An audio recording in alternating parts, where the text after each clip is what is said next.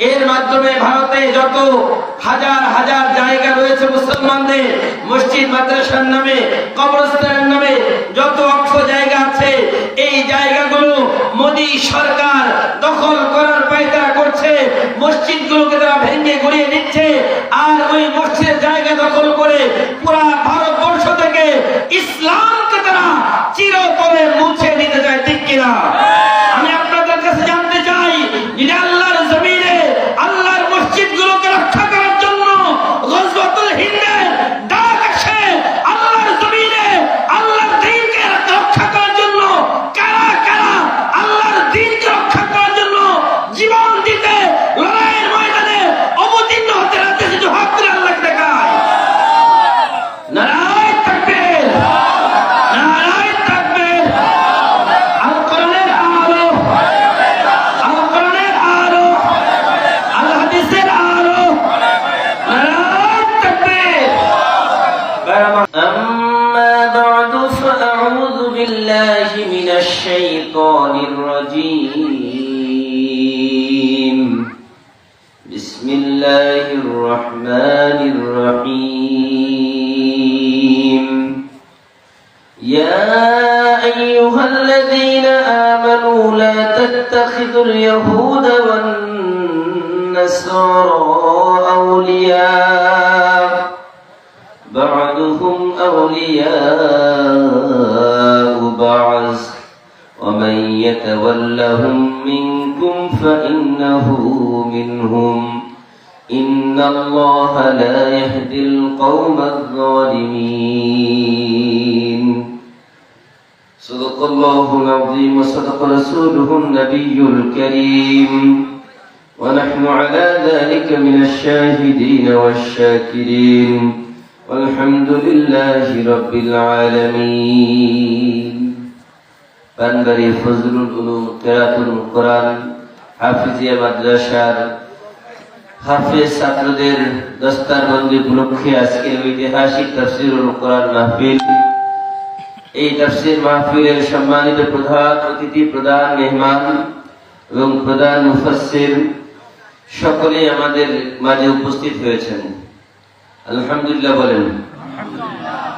আপনারা যাদের জন্য অপেক্ষায় অপেক্ষমান, যার বয়ান শোনার জন্য সকলে অপেক্ষা করছেন, আলহামদুলিল্লাহ তিনি আমাদের মাঝে উপস্থিত আছেন ইনশাআল্লাহ। ভাই আমার, সর্বপ্রথম শুকরিয়া আদায় করি সেই মহান রব্বুল আলামিনের দরবারে, যিনি আমাদেরকে একটি মাদ্রাসার তাফসীরুল কোরআন মাহফিলে আসার বসার সুযোগ করে দিয়েছেন। যিনি সকলে দিল থেকে খুশি হয়ে পড়ি আলহামদুলিল্লাহ। সকলেই সংক্ষিপ্ত আকারে দুরূদ পড়ে নেই সকলে সাল্লাল্লাহু আলাইহি ওয়াসাল্লাম। সম্মানিত প্রিয় উপস্থিতি, আমরা এমন এক সময় তাফসীরুল কোরআন মাহফিল করছি, যেই সময় পৃথিবীর বিভিন্ন দেশে বিভিন্ন প্রান্তে মুসলিম আজকে নির্যাতিত, ঠিক কিনা? আজকে আপনি গোটা বিশ্বের যেদিকে তাকাবেন, মুসলমানদের যত ভূমি আছে, যত দেশ আছে, সব জায়গায় আজকে মুসলমান নির্যাতিত, ঠিক কিনা? অথচ মুসলমান কি সংখ্যায় কম? মুসলমান কি সংখ্যায় কম? মুসলমান সংখ্যায় অনেক বেশি। মুসলমান আজকের বিশ্বে প্রায় 200 কোটি মুসলমান। এই 200 কোটি মুসলমান থাকার পরেও 90 লক্ষ ইহুদি মুসলমানদেরকে আজকে নির্যাতন করতেছে, ঠিক কিনা? আজকে গোটা বিশ্বে 200 কোটি মুসলমান থাকার পরেও আজকে হিন্দুরা মুসলমানদেরকে ধরে ধরে হত্যা করতেছে, ঠিক কিনা? কিন্তু বড় দুঃখ আর আফসোসের বিষয় হচ্ছে, এর পরেও মুসলমান জাগ্রত হচ্ছে না। মুসলমান তার মুসলমানিত্ব ভুলে গেছেন। हम मुसलमान है मगर हम में मुसलमानी नहीं, हम मुसलमान है मगर हम में मुसलमानी नहीं, दिल में ईमान है तो फिर क्यों दिन पर चलते नहीं। কবি বলেন, আমরা মুসলমান নিজে দাবি করি, সবাই মুসলমান দাবি করি কিনা? কি বলেন, সবাই মুসলমান আমরা? हम मुसलमान हैं मगर हम में मुसलमानी नहीं। আমরা মুসলমান কিন্তু আমাদের ভিতরে মুসলমানিত্ব নাই আছে। अगर दिल में ईमान है तो फिर क्यों दिन पर चलते नहीं। যদি দিলের ভিতরে ঈমান থাকতো তাহলে কেন আমরা দ্বীনের উপরে চলি না? কারণ আল্লাহ পাক রব্বুল আলামিনের কাছে একমাত্র দ্বীনের নাম, ধর্মের নাম হচ্ছে ইসলাম। আল্লাহ পাক রব্বুল আলামিন বলেন ইন্নাদ দীনা ইনদাল্লাহিল ইসলাম। আল্লাহর কাছে একমাত্র নির্বাচিত মনোনীত ধর্মের নাম হচ্ছে ইসলাম। ومن يبتغ غير الإسلام دينا فلن يقبل منه। যে ব্যক্তি আল্লাহর এই দ্বীন ধর্ম ছাড়া অন্য কোন ধর্ম তালাশ করে তা কশিন কালেও আল্লাহ গ্রহণ করবেন না। এখন বলেন এই ইসলাম আমাদের পরিপূর্ণ মানার দরকার আছে না নাই, নাকি আংশিক মানলেই হবে? আল্লাহ পাক রব্বুল আলামিন বলেন ইয়া আইয়ুহাল্লাযীনা আমানু দুখুলু ফিস-সিলমি কাফা ওয়া লা তাত্তাবি'উ খুতুওয়াতিশ শাইতান ইন্নাহু লাকুম আদুউম মুবিন। ওহে ঈমানদারেরা, তোমরা পরিপূর্ণ ইসলামে প্রবেশ করো। ওয়া লা তাত্তাবি'উ খুতুওয়াতিশ শাইতান, তোমরা শয়তানের পদাঙ্ক অনুসরণ করো না। ইন্নাহু লাকুম আদুউম মুবিন, নিশ্চয়ই শয়তান মানুষের প্রকাশ্য শত্রু। এবার বলেন তাহলে আমাদের শত্রুকে আর বন্ধুকে চেনা দরকার আছে না নাই? আল্লাহ পাক রব্বুল আলামিন বলেন আল্লাহু ওয়ালিয়ুল্লাযীনা আমানু ইখরিজুহুম মিনায-যুলুমাতি ইলান-নূর ওয়াল্লাযীনা কাফারু আউলিয়াউহুমুত-তাগুত ইখরিজুনাহুম মিনান-নূরি ইলায-যুলুমাত উলাইকা আসহাবুন-নার হুম ফীহা খালিদুন। আল্লাহ পাক রব্বুল আলামিন বলেন আল্লাহু ওয়ালিয়ুল্লাযীনা আমানু, আল্লাহ হচ্ছে ঈমানদারের অভিভাবক। ঈমানদারের অভিভাবক কে বলেন সবাই? ঈমানদারের অভিভাবক কে? আল্লাহু ওয়ালিয়ুল্লাযীনা আমানু ইখরিজুহুম মিনায-যুলুমাতি ইলান-নূর। আল্লাহ পাক রব্বুল আলামিন ঈমানদারদেরকে অন্ধকার থেকে আলোর পথে আনেন। তার মানে যারা মানুষ ভুলের মধ্যে আছে, গুমরাহির মধ্যে আছে, পথভ্রষ্টতার মধ্যে আছে, যারা কোরআন ছেড়ে দিয়েছে, আল্লাহ পাক রব্বুল আলামিন ওই মানুষগুলোকে হেদায়েতের পথে আনেন। আল্লাহ তাআলা ওই মানুষগুলোকে জাহান্নামের পথ থেকে জান্নাতের পথে আনেন। আল্লাহ পাক রব্বুল আলামিন ওই মানুষগুলোকে আল্লাহ ভোলা মানুষগুলোকে আল্লাহ ওয়ালাদের পথে আনেন। আল্লাহু ওয়ালিয়ুল্লাযীনা আমানু ইখরিজুহুম মিনায-যুলুমাতি ইলান-নূর। আর যারা কাফের ওয়াল্লাযীনা কাফারু আউলিয়াউহুমুত-তাগুত, যারা কাফের তাদের অভিভাবক হচ্ছে তাগুত। তাদের অভিভাবক কে বলেন সবাই? তাগুত কি করে? ইখরিজুনাহুম মিনান-নূরি ইলায-যুলুমাত।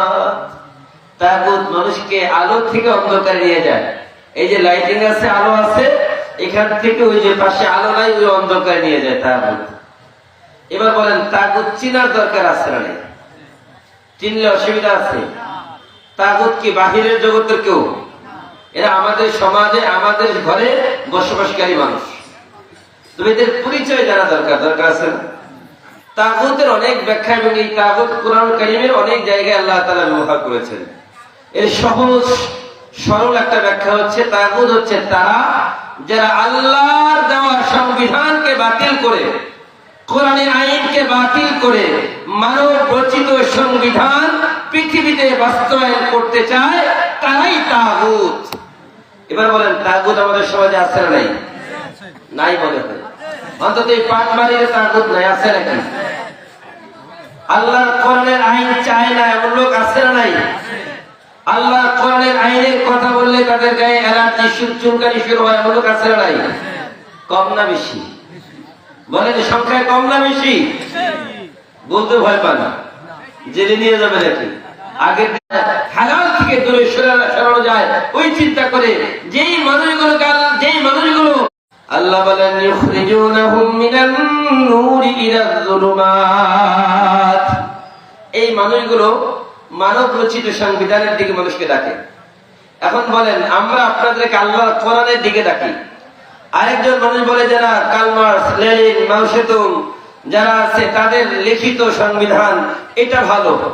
এখন আপনাকে আমরা আল্লাহর দিকে ডাকি, আরেকজন মানুষের সংবিধানের দিকে ডাকে, কোনটা ভালো? কোনটা ভালো বলেন? এটা আমরা বলি না, আল্লাহ নিজেই বলছেন। আল্লাহ বলে ওমান আহসানু কাওলাম মিম্মান দাআ ইলাল্লাহি ওয়া আমিলা সালিহান ওয়া ক্বালা ইন্নানি মিনাল মুসলিমিন। আল্লাহ বলে ওই ব্যক্তির কথা থেকে দামি কথা কার হতে পারে যে মানুষকে আল্লাহর দিকে আহ্বান করে এবং সে নিজে আমল করে এবং বলে আমি একজন মুসলমান। ওই ব্যক্তির কথা থেকে কারো কোনো দামি কথা আছে নাকি? বলেন আছে? তাহলে আমাদের কোরআনের কথা মানার দরকার আছে না নাই? এবার আসেন, বললাম যে আমাদের বন্ধুকে শত্রুকে চেনার দরকার আছে, আছে না? আমাদের বন্ধুকে আর আমাদের শত্রুকে আল্লাহ তাআলা নিজে আমাদের তা চিনিয়ে দিচ্ছেন। আল্লাহ বলেন ইয়া আইয়ুহাল্লাযীনা আমানু লা তাত্তাখিযু বিতানাতাম মিন দুনিকুম আউলিয়া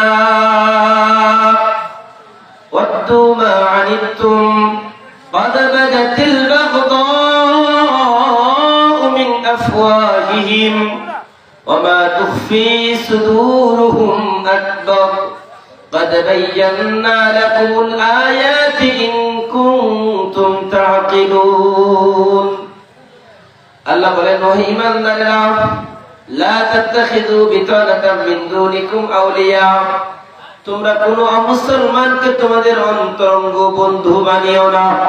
কি বললাম বলেন?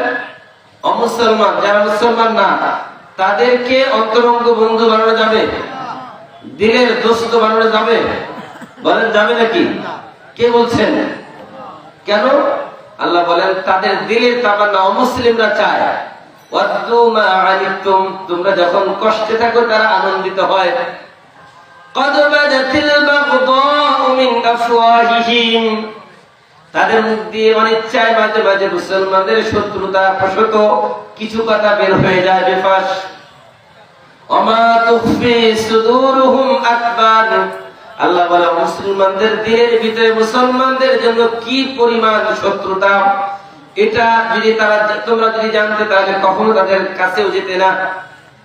এটা আরো দিলের ভিতরে অনেক রাগ, গুসা, অভিমান মুসলমানদের বিরুদ্ধে জমিয়ে রেখেছে। আল্লাহ বলে কদ বায়্যানা লাকুমুল আয়াত ইন কুনতুম তাআকিলুন, যদি তোমরা বুঝো তোমাদের জন্য কিছুটা বর্ণনা করে দিলাম। এটা তো একটু বললেন, এরপর আল্লাহ আরেক আয়াতের মধ্যে বলেন ইয়া আইয়ুহাল্লাযীনা আমানু লা তাত্তাখিযুল্লাযীনা ইত্তাখাযু দীনাকুম হুজওয়ান ওয়া লা'iবা ওয়াত্তাকুল্লাহ ইন কুনতুম মুমিনিন। ওহে ঈমানদারেরা, ওই সমস্ত লোকদেরকে তোমাদের বন্ধু বানিও না যারা তোমাদের দ্বীন ধর্মকে উপহাস করে, ঠাট্টা বিদ্রুপ করে, তাদেরকে তোমাদের বন্ধু বানানো যাবে না। এমন লোক আছে না নাই? এটা তো আরেকটু অস্পষ্ট। এবার আল্লাহ আরো স্পষ্ট করে বললেন যে কারা আমাদের বন্ধু হতে পারবে না। আল্লাহ পাক রব্বুল আলামিন বলেন ইয়া আইয়ুহাল্লাযীনা আমানু লা তাত্তাখিযুল ইয়াহুদা ওয়ান নাসারা আউলিয়া বা'দুহুম আউলিয়া বা'দ ওয়া মান ইয়াতাওয়াল্লাহুম মিনকুম ফাইন্নাহু মিনহুম ইন্নাল্লাহা লা ইয়াহদিল কওমায যালিমিন। আল্লাহ পাক রব্বুল আলামিন বললেন হে ঈমানদাররা, তোমাদের বন্ধু তোমরা কোন ইহুদিকে বানায়ো না। কাকে বানানো যাবে না বলেন? ইহুদি কে বলেন? এক নম্বর কে? দুই নম্বর ওয়ান নাসারা, খ্রিস্টানদেরকে বন্ধু বানানো যাবে না। কাকে বলেন?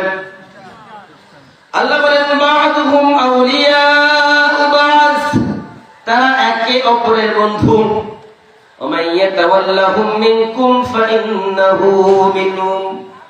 তোমাদের মধ্য থেকে যারা তাদের অনুসরণ করবে, অনুকরণ করবে, তারা তাদের অন্তর্ভুক্ত হয়ে যাবে।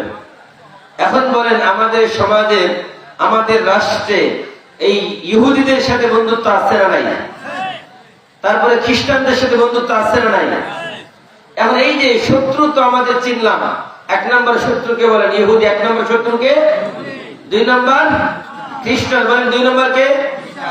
এই দুই শত্রুর মধ্যে সবচেয়ে কঠিন শত্রুকে আল্লাহ বলে, ওয়ালা তাজিদান্না শাদ্দান নাস আদাওয়াতাল লিল্লাযীনা আমানুল ইয়াহুদ ওয়াল্লাযীনা আশরাকু ওয়ালা তাজিদান্না আকরাবাহুম মাওয়াদ্দাতাল লিল্লাযীনা আমানুল লাযীনা ক্বালু ইন্না নাসারা যালিকা বিআন্না মিনহুম قسيسين ورهبانا وأنهم لا يستكبرون।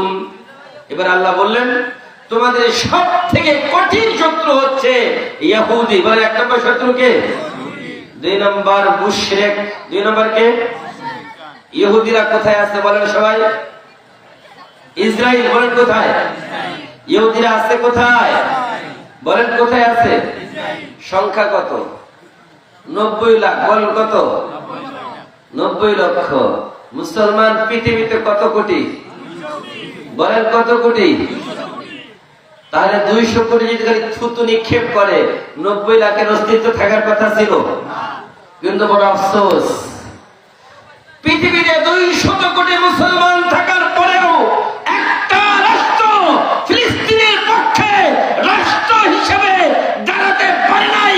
সেনাবাহিনী দিয়ে ফিলিস্তিনের পক্ষে যুদ্ধ ঘোষণা করতে পারে নাই। তার মানে পৃথিবীতে যত রাষ্ট্র আছে মুসলমান নামধারী, এরা মুনাফিক। মুনাফিক বলেন ঠিক কিনা? ভাই আমার বড় আফসোস, কষ্টে কথাগুলো বলি, দুঃখ এই জন্য কথাগুলো বলি।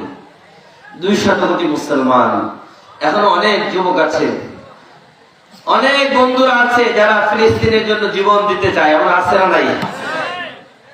কিন্তু রাষ্ট্র যদি একবার বলে যে ভিসার ব্যবস্থা করে দিলাম, যাও, কত লক্ষ লক্ষ তরুণ যুবক বৃদ্ধা প্রস্তুত আছে। ওই আফগানের এবং ওই মুজাহিদ যারা আছে তারা যাওয়ার জন্য প্রস্তুত হয়ে আছে।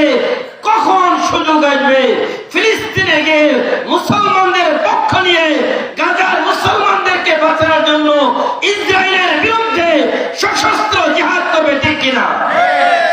এমন যুবক আছে না নাই? আছে না? কিন্তু বড় আফসোস, রাষ্ট্র দায়িত্ব আমরা এমন লোকে হাতে দিলাম। একটা গল্প বলি, শুনবেন 1 মিনিটে।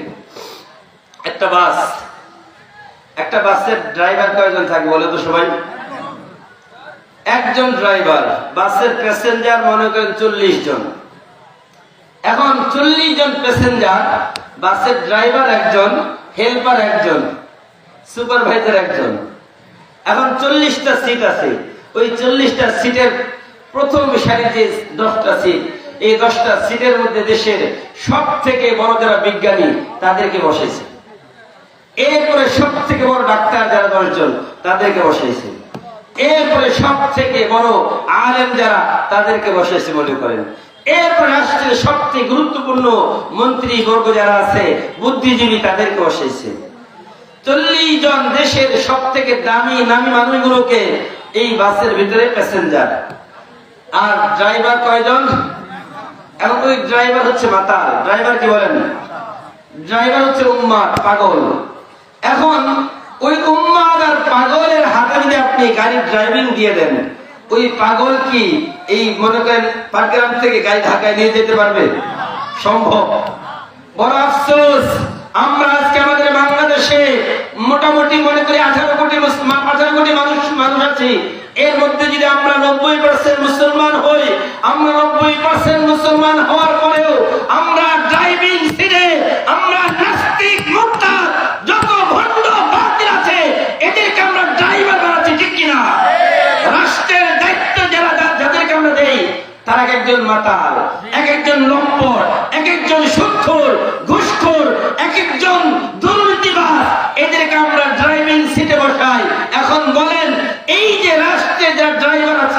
এরা কি কোনোদিন বাংলার যত মুসলমান আছে এদেরকে গন্তব্য নিয়ে যেতে পারবে? পারবে? মুসলমানের গন্তব্য ছিল জান্নাত, কিন্তু আমরা যে রাষ্ট্রের দায়িত্বে যাদেরকে বসাই, যাদেরকে ড্রাইভিং সিটে বসাই, তারা আমাদেরকে জাহান্নামের দিকে নিয়ে যাচ্ছে, ঠিক কিনা? তাহলে এমন ড্রাইভার কি আমরা চাই? এমন ড্রাইভার চান? কথা বোঝেন না আমার? আমি একটু সহজ ভাষায় বলতেছি, কোরআনের কথা দলিল দিয়ে বললে অনেক সময় লাগবে। আমাদের শায়েখরা আছেন, তারা আপনাদেরকে বলবেন। এই জন্য আমি আপনাদেরকে বলি, ভাই, এত বড় ডাক্তার, ইঞ্জিনিয়ার, এত বড় বিসিএস ক্যাডার, বড় বড় শিক্ষিত হইলেন, কিন্তু যদি আপনার ড্রাইভার একজন মাতাল হয়, ওই রাষ্ট্রের কোনোদিন উন্নতি হতে পারে পারে না। ভাই আমার, এই জন্য বলছিলাম যে আল্লাহ পাক রব্বুল আলামিন বলেছেন, তোমাদের সবথেকে বড় শত্রুর নাম কি? বলে সবাই বলে, সবথেকে বড় শত্রুর নাম কি? 2 নম্বর মুশরিক। বলেন 2 নম্বর কারা? মুশরিক কারা? সহজে বোঝানোর জন্য বলি, এটার সংজ্ঞা দিলাম না। যারা মূর্তির পূজা করে তারা কি? বলেন সবাই। তো মূর্তির পূজারি আমাদের দেশে, আমাদের পাশে আছে না নাই? নাই মনে হয়। থাকলে তো জোরে বলেন না, আছে না নাই? তাহলে তারা আমাদের বন্ধু না শত্রু? তারা আমাদের বন্ধু না শত্রু? এখন আমাদের ওই শত্রুদেরকে আমরা সারা জীবন বন্ধু মনে করছি, স্বামী স্ত্রীর সম্পর্ক, বলে নাই? এখন স্বামী স্ত্রীর সম্পর্ক নিয়ে ভালো থাকুক, অসুবিধা নাই, কিন্তু আমাদের কথা হচ্ছে আমরা তাদেরকে বন্ধু মনে করতে পারি কি? আল্লাহ বলতেছে তারা তোমাদের শত্রু। এখন আমরা যদি তাদেরকে বন্ধু মনে করি, কি হবে? আল্লাহ বলছে তোমরা কষ্টে থাকলে তারা আনন্দিত হয়, তোমরা বিপদে পড়লে তারা আনন্দ পায়। এখন আল্লাহর কথা বিশ্বাস করবো নাকি আমাদের বুদ্ধিজীবী নামের পরগাছা যারা তাদের কথা বিশ্বাস করবো? কার কথা? কার কথা বিশ্বাস করবেন? এবার আসলে একটু বলি, এই যে মনে করেন এটা একটা মানচিত্র, এই যে মানচিত্রের মধ্যে মাইক আছে, বিভিন্ন জিনিস আছে। আমাদের এই যে জায়গাটা, এই জায়গার মধ্যে মসজিদ আছে, মাদ্রাসা আছে, এই জায়গাগুলো অক্ষ করা কিনা বলেন তো সবাই?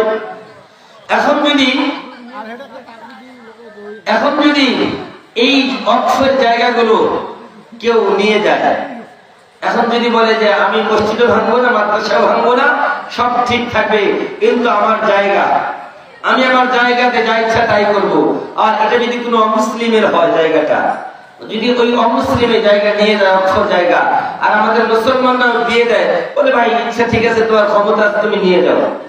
আমাদের মুসলমানরা কিছুই বলতেছে না। এখন একজন অমুসলিম এসে আমাদের অক্ষর যত জায়গা আছে সব নিয়ে গেল।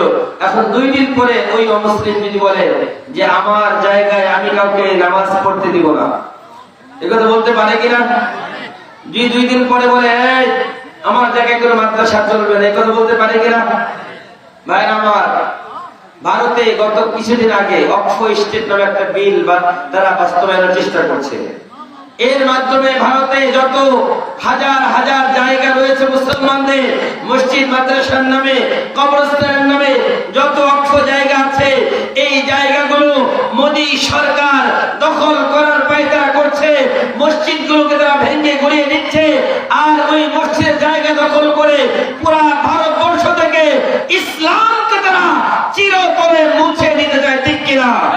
আমি আপনাদের কাছে জানতে চাই, যদি আল্লাহর জমিনে আল্লাহর মসজিদগুলোকে রক্ষা করার জন্য গজওয়াতুল হিন্দের ডাক আসে, আল্লাহর জমিনে আল্লাহর দ্বীনকে রক্ষা করার জন্য কারা কারা আল্লাহর দ্বীনকে রক্ষা করার জন্য জীবন দিতে, লড়াইয়ের ময়দানে অবতীর্ণ হতে রাতে শুধু হাত তুলে আল্লাহকে দেখায়। নারায়ে তাকবীর, নারায়ে তাকবীর। আল কোরআনের আলো, আল কোরআনের আলো, আল হাদিসের আলো, নারায়ে তাকবীর। ভাই আমার, কথা শেষ। কথা অন্য না আমাদের কোনো ভাইরা আছেন তারা বলবেন, কিন্তু আমাদের কথা স্পষ্ট। অনেক ভাইরা এখন বাইরে দাঁড়িয়ে আছেন, একটু করে আর মাঠে জায়গা পাবেন না, আর মাঠে জায়গা থাকবে না, তখন বাহিরে দাঁড়িয়ে থাকতে হবে, আর দেখতেও পারবেন না। এই জন্য যারা বাহিরের থেকে ভিতরে আসতে চান, বসতে চান, দ্রুত প্যান্ডেলে জায়গা নিয়ে বসে যান, কারণ পরে আর প্যান্ডেলে জায়গা পাওয়া যাবে না, ঠিক কিনা? ভাই আমার, পবিত্র কোরআনুল কারীমের কিছু দাবি আছে, সংক্ষেপে একটু বলি। পবিত্র কোরআনুল কারীম হচ্ছে জান্নাতে যাওয়ার টিকিট। বলেন জান্নাতের টিকিটের নাম কি? বলেন জান্নাতের টিকিটের নাম কি? কোরআন। জান্নাতের টিকিটের নাম কি? এই কোরআন। কোরআন দিয়ে আমরা জান্নাতে যেতে পারবো। এই কোরআনের মোটা দাগে 5টা দাবি আছে। কয়টা দাবি বলেন? 1 নম্বর কিরাআতুল কোরআন। আমার আগে সুলতান সাহেব বলতেছিলেন, কোরআনের 1 নম্বর দাবি কোরআন বিশুদ্ধভাবে তেলাওয়াত করতে হবে। মাদ্রাসায় কোরআন শেখানো হয় কিনা বলেন তো সবাই?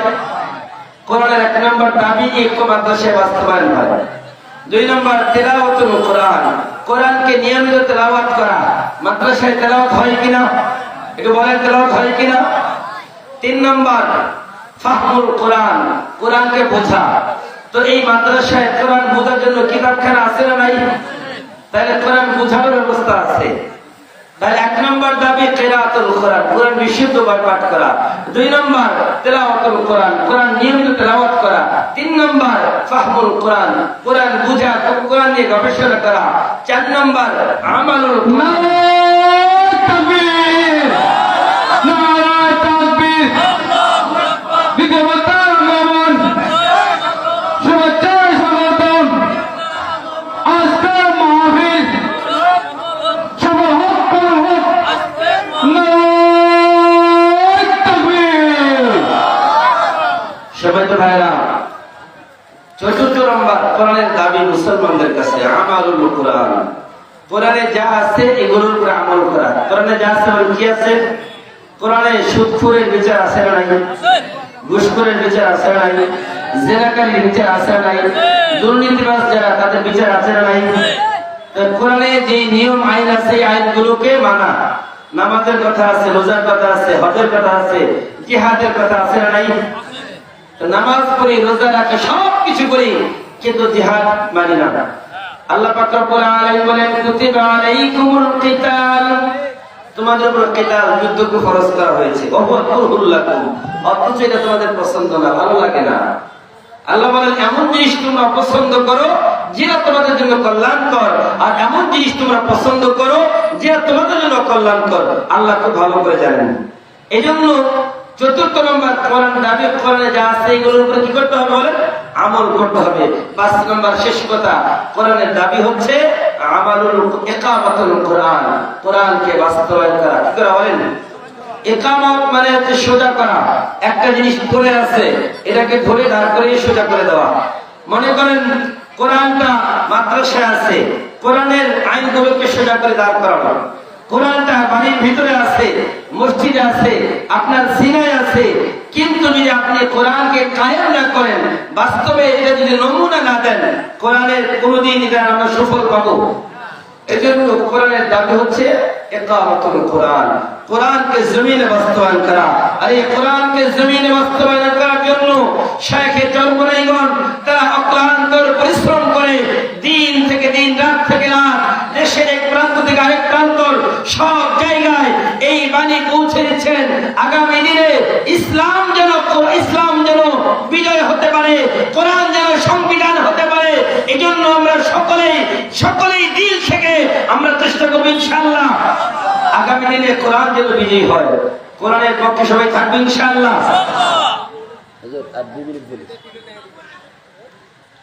সর্বশেষ কথা, বাইয়াশফা শাফাআতান হাসানাতান ইয়াকুল লাহু নাসিবুম মিনহা, যে ব্যক্তি সুপারিশ করে, ভালো সুপারিশ, ভোট দেয়, সিল মারে, এমন ব্যক্তিকে যে ভালো, সে এই নির্বাচিত হওয়ার পরে যত ভালো কাজ করবে ইয়াকুল লাহু নাসিবুম মিনহা, ওই ভালো কাজের সুফল ওই যে ভোট দিয়েছে সে পাবে।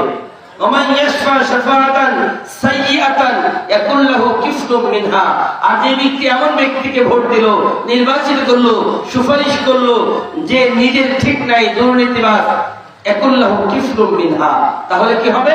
তাহলে এই যে দুর্নীতিবাজ, সুদখোর যে লোক নির্বাচিত হওয়ার পরে যত অন্যায় করবে, সকল অন্যায় একটা বেনিফিট আপনার আমলনামায় যোগ হবে আপনার ভোটে নির্বাচিত হওয়ার কারণে। ওয়াকানাল্লাহু আলা কুল্লি শাইইন মুকিতা। এইজন্য আগামী দিনে কাদেরকে নির্বাচিত করবেন, কাদেরকে আপনারা মনোনীত করবেন আপনারাই ভালো জানেন, তবে জেনে বুঝে সিদ্ধান্ত নেবেন আল্লাহর কোরআন যেন বিজয়ী হয়, আল্লাহর কোরআন যেন সমাজ রাষ্ট্র গঠনে আমরা কাজে লাগাতে পারি। আল্লাহ তাআলা আমাদের সকলকে তাওফীক দান করুন। ওয়া আখিরু দাওয়ানা আলহামদুলিল্লাহি রাব্বিল আলামিন। আসসালামু আলাইকুম ওয়া রাহমাতুল্লাহ।